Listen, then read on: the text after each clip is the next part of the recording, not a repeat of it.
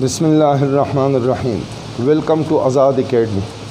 मंगा चे द अंग्रेज़ी द ग्रामर प पख्तो ژبه کې कम शुरू कड़े दे द हागे په सिलसिله کې په 13 लेक्चर کې मंगा पार्ट ऑफ स्पीच या element speech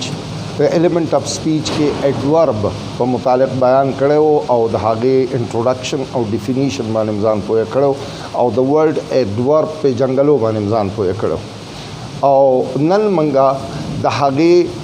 بیا منګه په کتاب ویلو په هغه کې چې په غټو دریو قسمونو کې موږ تقسیمولای شو چې یو سمپل اډورب یو انټروګیټیو اډوربس او دریم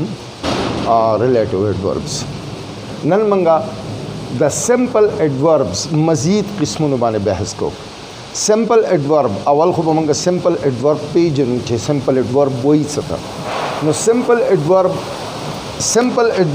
از ا ورډ موږ سمپلی دا ویلې شو چې simple adverb is a word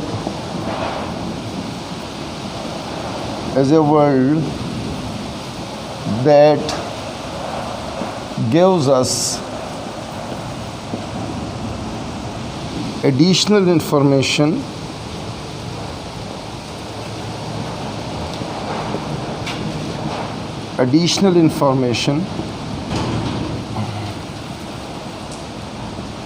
about verb or adjective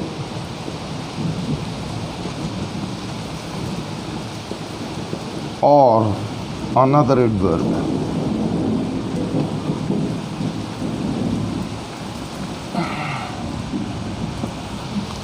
دا یې موږ سمپلی په اسانو ټکو کې ډیفینیشن لیکلی شو په د دې نه مخکني لیکچر کې د اډورب په ډیفینیشن او انټروډکشن کې تاسو ته ما ایکسپلین کړي وو دوباره ورته یو ځل بیا دوهراوم چې یعنی سمپل اډورب هغه اډورب وي چې دا موږ ته د ورب یا د اجکټیو یا د بل اډورب په باره کې موږ ته مزید معلومات راکړي هغه مزید معلومات څه دي یا خو به راته د هغه ایکشن چې کوم په هغه ورب کې بیان شوی د هغې پلیس ښیي یا به راته د هغې ټایم ښیي یا به راته د هغې مینر ښیي انداز یا به راته د هغې څومره ځل کېږي څومره همیشه والی دی پکې یا به راته هغه ښیي یا به راته چې کوم د اجکټیو او د بل اډورب په باره کې مزید معلومات راکوي نو د هغې ډیګري به راته ښیي یعنی هاو مچ هغه کوالټي په دغه کې څومره ده یعنی څومره ځله دغه کېږي یا څومره سیوایي پکې کېږي یا څومره ښه دی هغه ډیګري به یې راته ښیي نو دا چې کومي دغې ته به موږ سمپل اډورب وایو او دغه په اسانو ټکو کې ډیفینیشن دی چې کله موږ دغه رنګې وایو چې د دې ډیفینیشن هم دا دی چې موږ ته د ورب په باره کې زیاتی معلومات یعنی د هغه ورب کې چې کوم ایکشن بیان شوی دی د هغې په باره کې موږ ته زیاتی معلومات راکوي هغه زیاتی معلومات به څه یا به راته ټایم ښیي نو چې کم اډورب راته د هغه ایکشن ټایم ښیي نو هغې ته به موږ وایو اډورب آف ټایم چې دا اډورب آف ټایم دی یا به راته د هغه ایکشن پلیس ښیي نو موږ به وایو چې دا اډورب آف چې کوم راته د هغه ایکشن پلیس ښیي نو موږ به هغې ته اډورب آف پلیس وایو چې کوم راته انداز ښیي نو هغې ته به موږ اډورب آف مینر وایو چې کوم راته ډیګري یا هاو مچ ښیي نو هغې ته به موږ اډورب آف ډیګري وایو چې کوم راته هاو مینی ټایمز یعنی هاو آفن څو ځله کېږي دغه راته ښیي نو بیا به هغې ته موږ اډورب آف فریکوینسي وایو یعنی د دغه پیژنګلو نه د دې د اقسامو پیژنګلو ډېر اسان شي نن پکې موږ صرف په دې ننني لیکچر کې موږ دا دوه ته مزید ایکسپلین کوو اډورب آف پلیس او اډورب آف ټایم اډورب آف پلیس څنګه چې راته ما وویل چې اډورب آف پلیس هغه اډورب وي چې هغه موږ ته د هغه ایکشن په باره کې د هغه ځای موږ ته وښیي د هغه ایکشن ځای راته وښیي مثال په طور باندې ته د خپل ځان په باره کې وې چې I live in باجوړ I live in باجوړ اوس عمل د لیوینګ کېږي د اوسېدلو د دې عمل د اوسېدلو چرته کیږي د دې چرته جواب موږ ته ملاویږي په باجوړ کې په ورډ باجوړ موږ ته هغه جواب راکړي هغه ځای راته ښیي د دې عمل لیوینګ نو لہٰذا دا زموږ سره ایڈورب پلیس شو دی موږ ته پلیس وښودو د دغه عمل نو لہٰذا دا ایڈورب پلیس شو اوس که فرض کا تو وې د خپل باره کې چې I have been living in Bajol.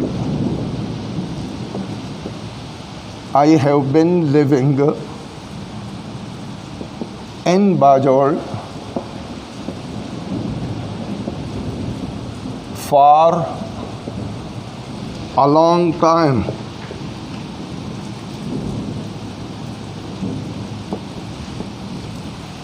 لکه که فرض کا موږ تپوس کو چې ته اوسېږې خو په کم وخت کې اوسېږې څومره وخت کې اوسېږې نو د دغه جواب موږ ته لانګ ټایم چې کوم دی دی موږ ته دغه جواب راکړه یعنی د دغه عمل د لیوینګ د عمل هغه وخت یې راته وښودو نو لہٰذا دې ته به موږ وایو چې دس از ایڈورب آف ټایم. مزید یو څو مثالونه لکه ټایم I go to school in the morning. سکول ته ځم څه وخت کې ان د مارننګ اوس ان د مارننګ چې دی دی ما ته ټیم وښوده د دغه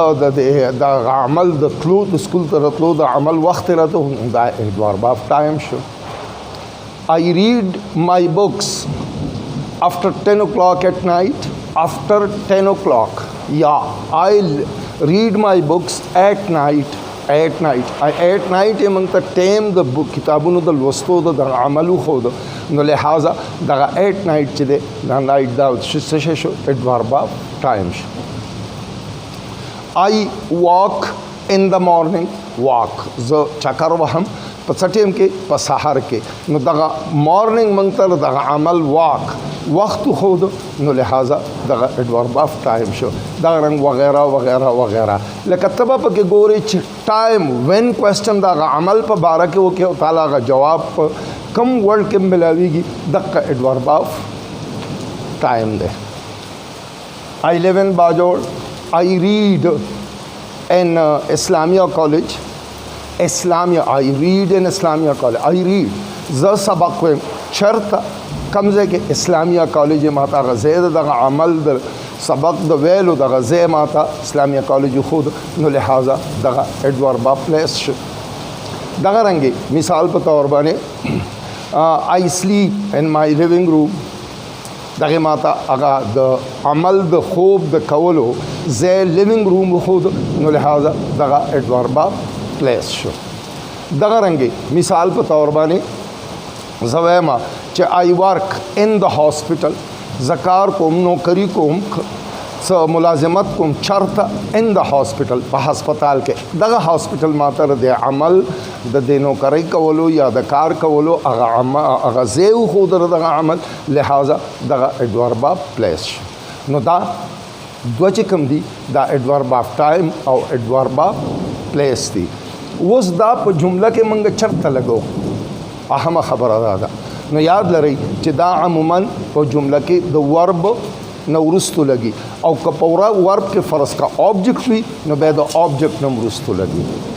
یعنی د جملې اکثر د جملې په اینډ کې لګي ایڈورب پلیس او ایڈورب آف ټایم. په سنټنس کې به دا همیشه دپاره د جملې په اخره کې راځي. د دې نه وروستو دغه نور کاینډس چې کوم دي ایڈورب آف فریکوینسی ایڈورب آف مینر او ایڈورب آف ډیګري دا به په ځان له لیکچرو طلبګار دي ځکه چې هغه لږ اوږده دي نو لہٰذا اب په بل لیکچر کې به موږ ایڈورب آف مینر کوو. اوس دپاره دا پوره دی نو ایڈورب آف مینر لیکچر چې کوم دی هغه بیا په تفصیل سره وګورئ. تھینک یو ویری مچ.